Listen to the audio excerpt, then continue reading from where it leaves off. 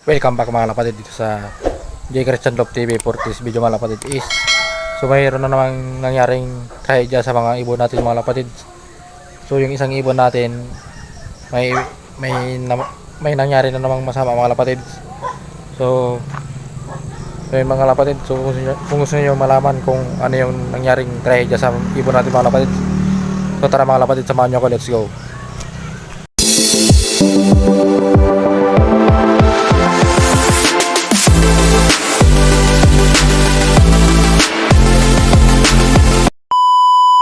So ayan mga kapatid, so dito yung ibon natin sa training box.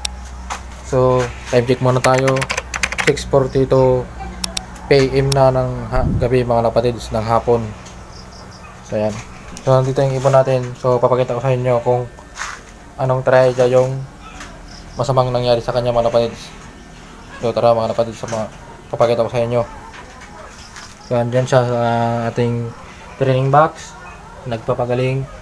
So kakapakala ko lang din sa kanila kaninang kaya na lang bago tayo magpatuka.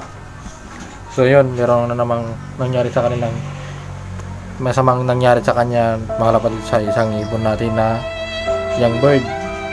So yan mga kapatid, so papakita ko kung ano yung nangyari sa kanya mga kapatid.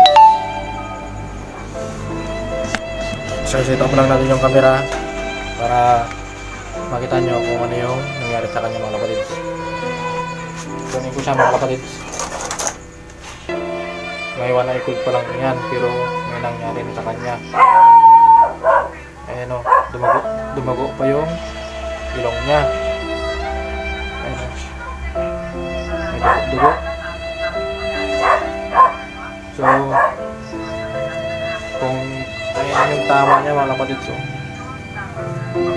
ayan, wak-wak yung ano, gilid o.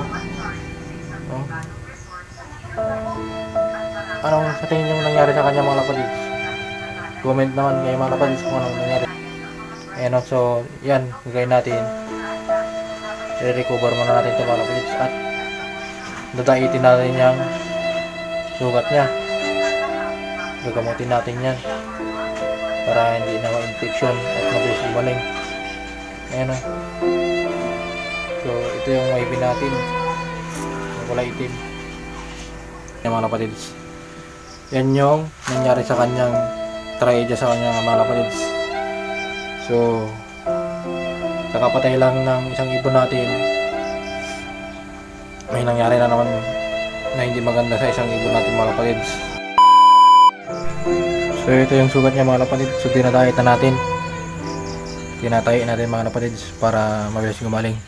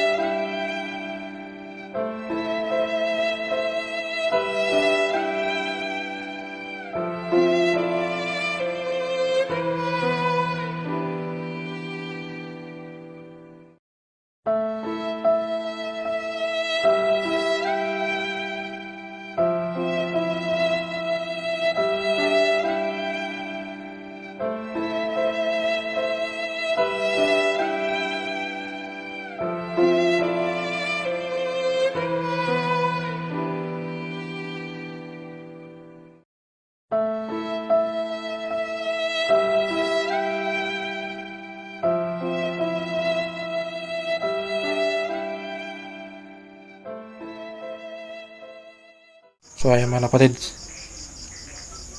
so ayan yung sugat ng ibon natin o. So natahi na natin. Yan, natahi na natin mga kapatid. Yan. So, papagalingin na lang natin siya mga kapatids. So, recover na lang natin siya. Yun. So, may 1 eye cold pa siya.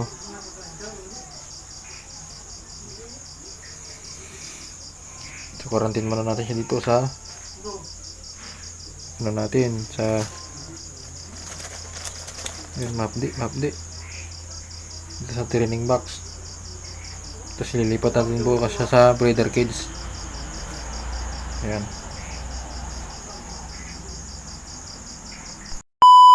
Update ko na lang kayo bukas mga kapatid sa ibon natin kung anong kalagayan niya bukas.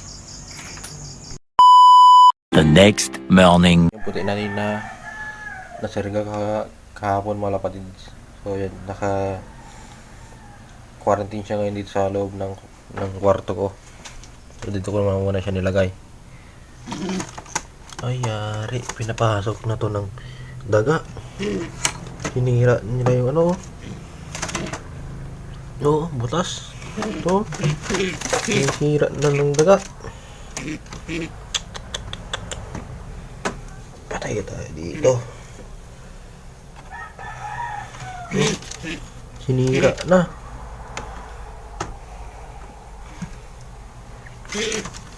Tingnan natin yung sugat niya mga kapatid kung okay na. Kung namaga na.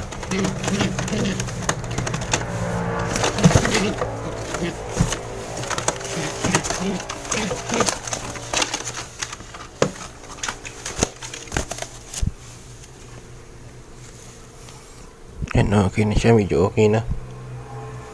Ayan o. So, dito ba natin ilagay? Pagalingin muna natin. Bago natin ibalik sa loaf.